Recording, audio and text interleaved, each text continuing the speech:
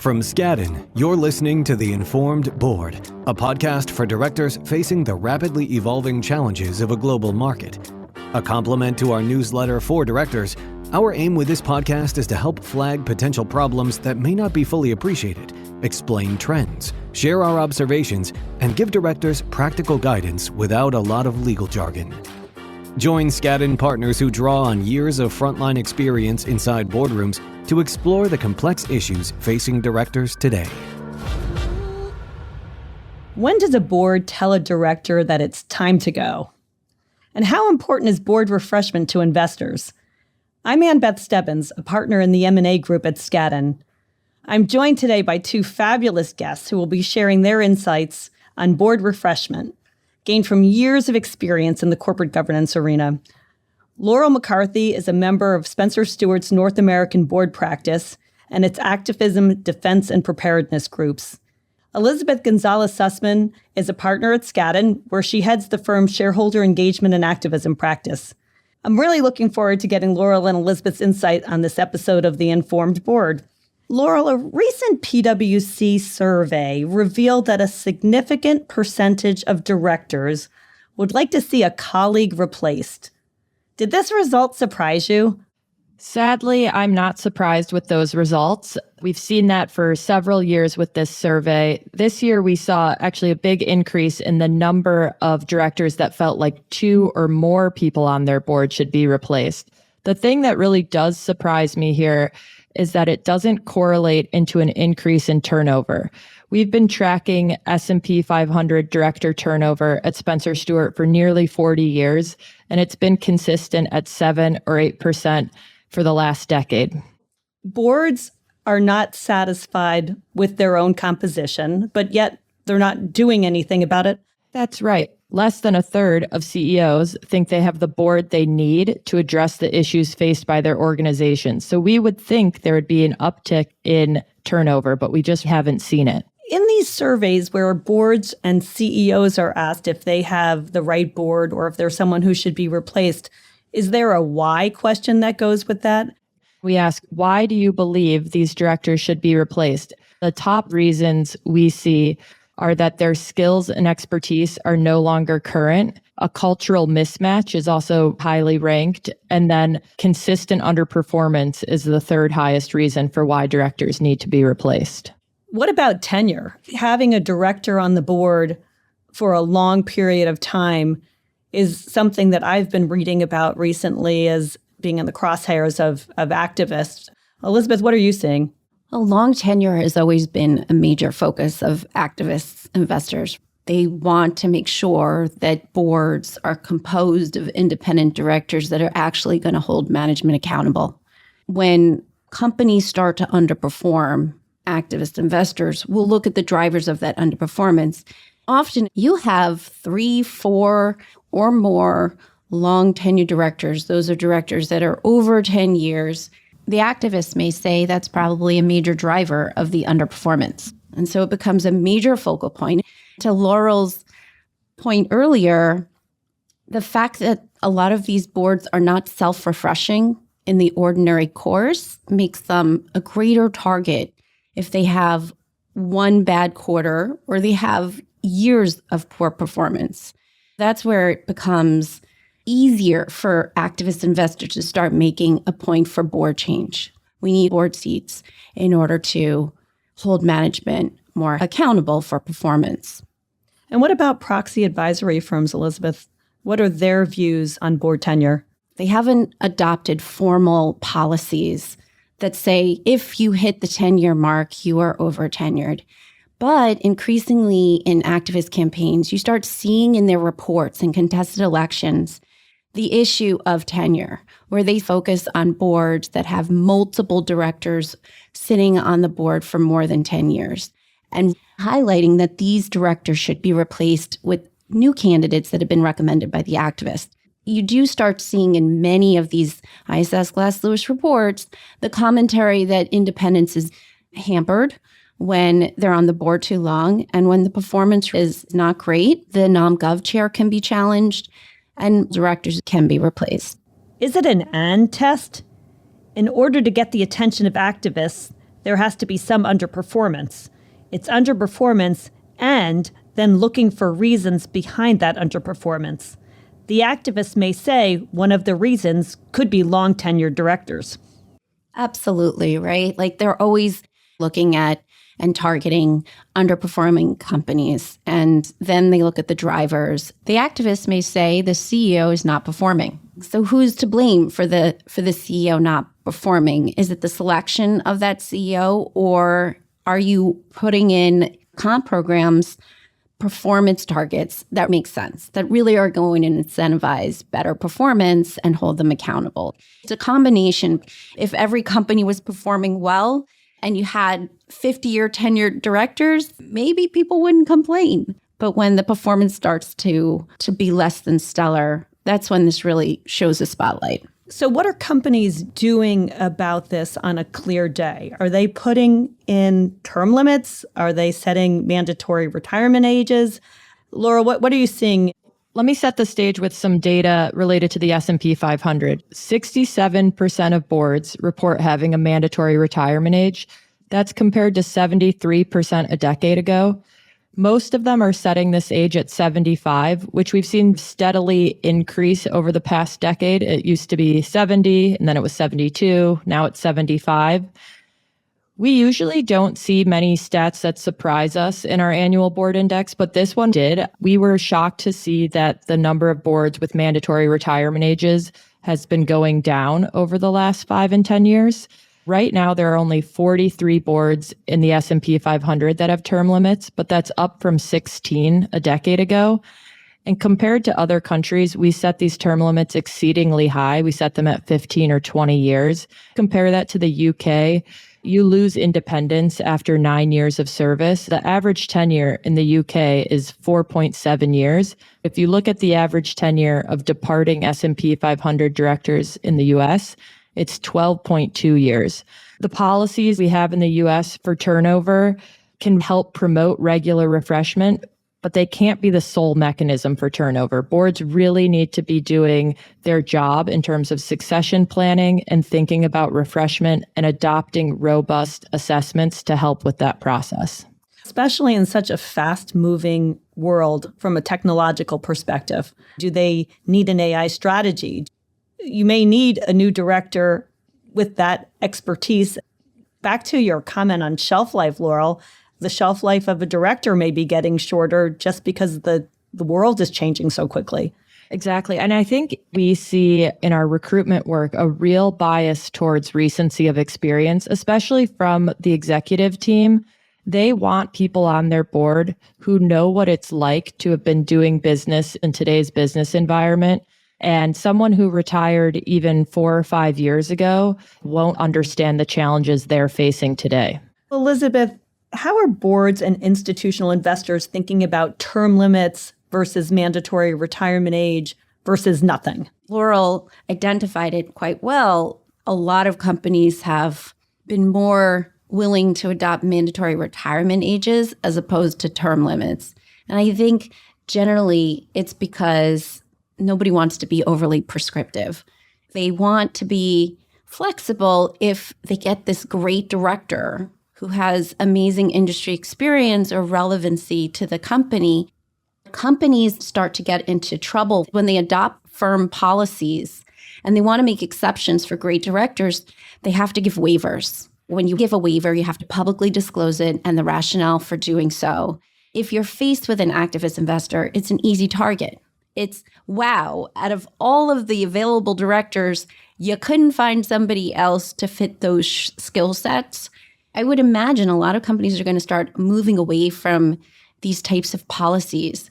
But in replacement of them, they need to be very mindful of constant board assessment to ensure that if they remove a policy, they are nonetheless making sure that they have the right composition year over year.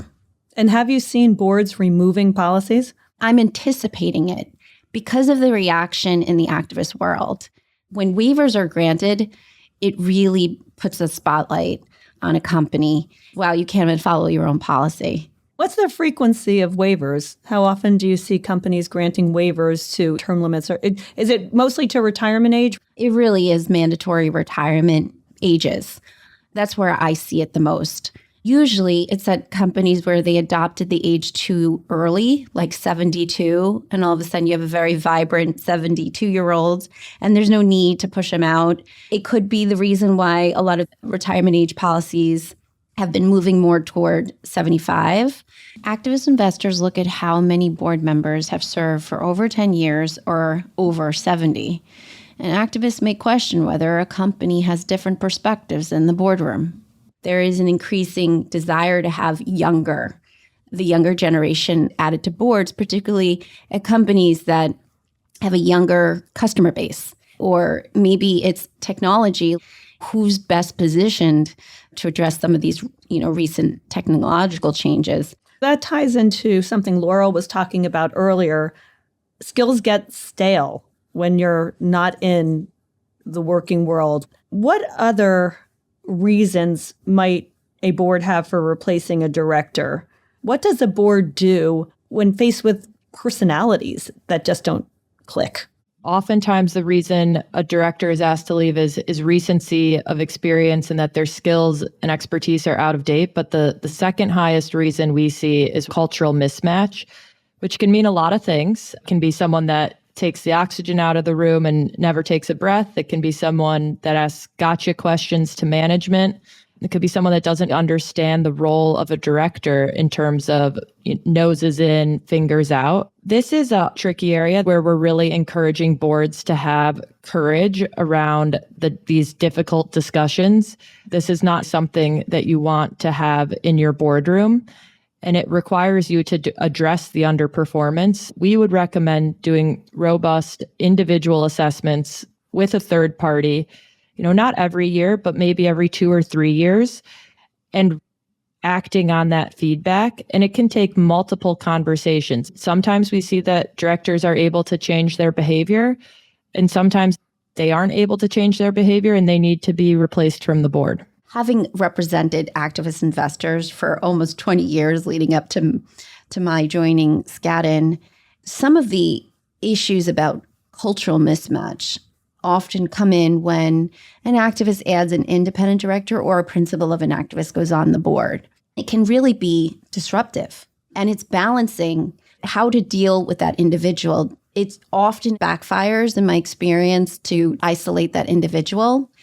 If they're truly being disrespectful or asking questions that are not relevant, or they have an interest that really differs from all the other shareholders, then certainly boards need to take action. But if the new independent director or the principal of an activist goes on the board and they're asking legitimate questions about drivers of underperformance, it may warrant a different type of conversation. Of course, every director needs to be respectful. But if that's not the issue, it's just tough questions. Boards need to hear and respect what an individual director may be asking. You try your best to try to work with that new element that nobody really wanted to begin with, but is there, and we need to deal with it to avoid round 2.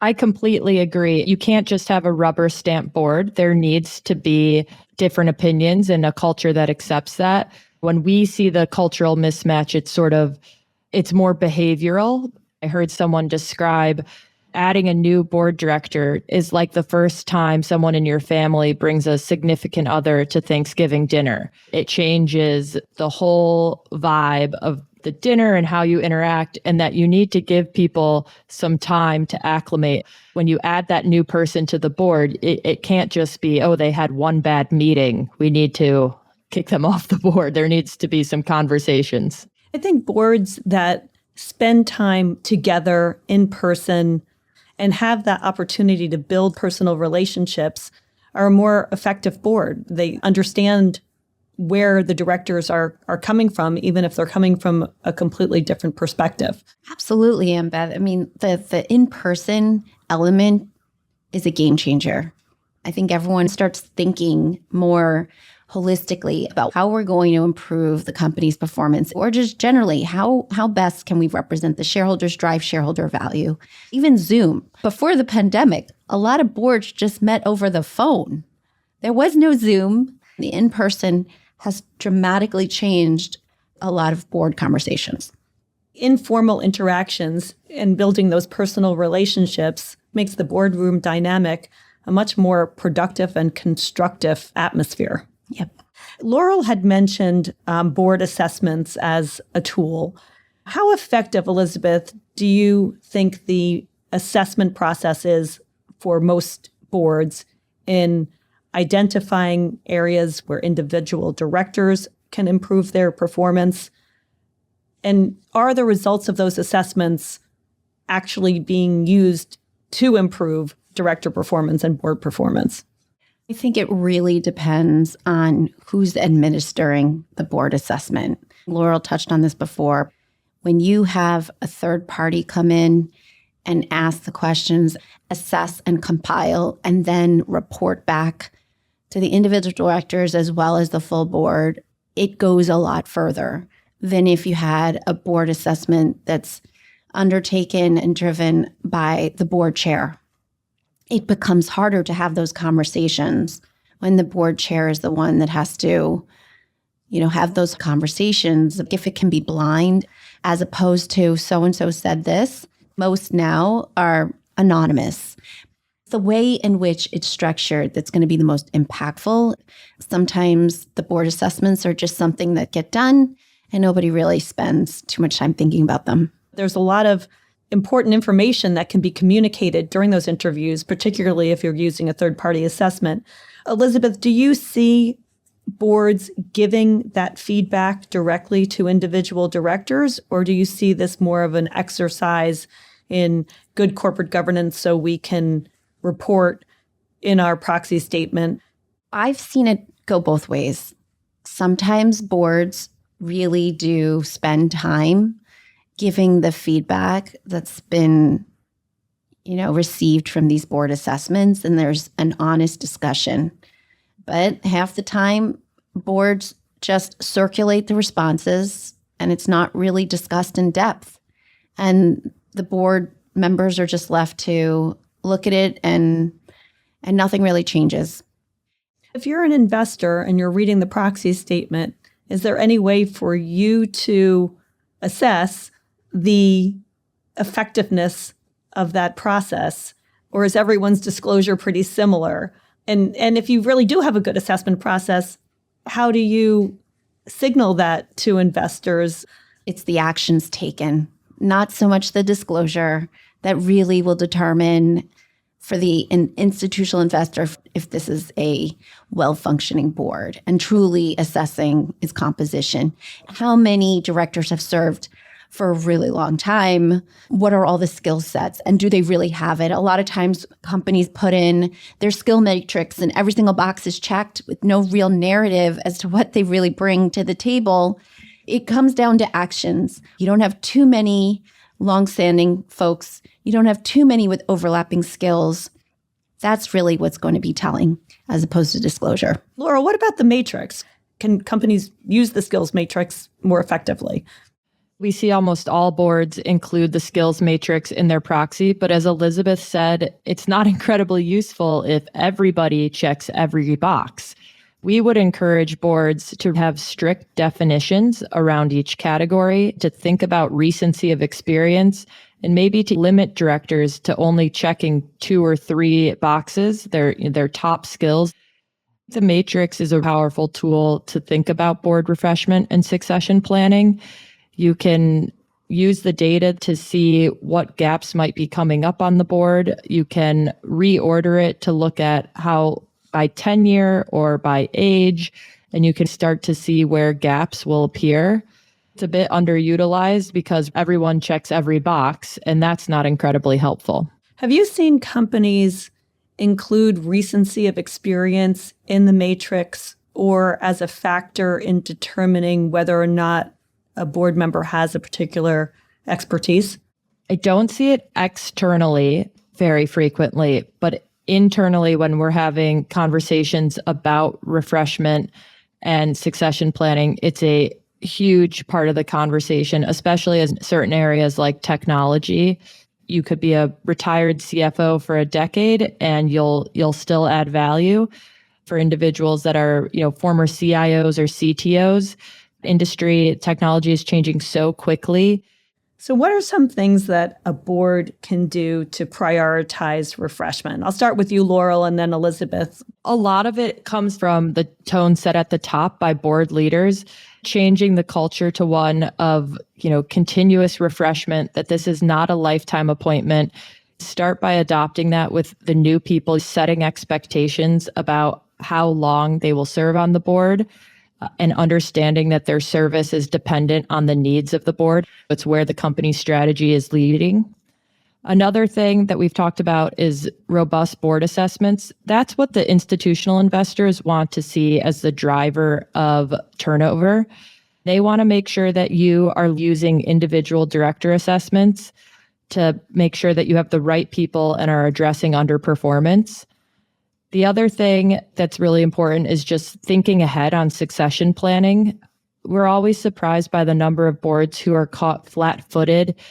Oh no, we just realized the chair of our audit committee is about to hit the retirement age and nobody else wants to raise their hand. That shouldn't happen. You should take a long-term approach and have people in your pipeline all the time. Do boards or nom-gov chairs ever socialize with investors, potential candidates for the board, or potential skill sets that they're considering adding to the board? Be your own activist. Yeah.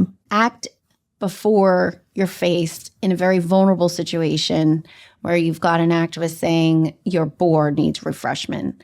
Going out to the institutional investors and your largest shareholders and saying, what do you think of our composition, our skill set? Putting some of your board members out there to speak with the institutional investors, get their feedback. It's not just about assessment. It's about the pipeline. It's about a thoughtful process so there isn't a rush to try to add directors when you actually are faced with an activist investor. Or, to Laurel's example, oh my, we just lost our audit chair and nobody wants to stand up and do that. It's being very proactive. That's really the most important takeaway from this conversation. Be a proactive board, be your own activist. And that should hopefully help insulate you if you ever are faced with an activist investor. Well, those are great words to take away from this podcast. Be your own activist. I'd like to thank Elizabeth and Laurel for joining me today. And we look forward to seeing you again on the Informed Board. Thank you. Thanks. Thank you for joining us for today's episode of the Informed Board. If you like what you're hearing, be sure to subscribe in your favorite podcast app so you don't miss any future conversations. Additional information about Skadden can be found at skadden.com. The Informed Board is a podcast by Skadden, Arps, Slate, Meagher, and Flom LLP and affiliates. This podcast is provided for educational and informational purposes only and is not intended and should not be construed as legal advice. This podcast is considered advertising under applicable state laws.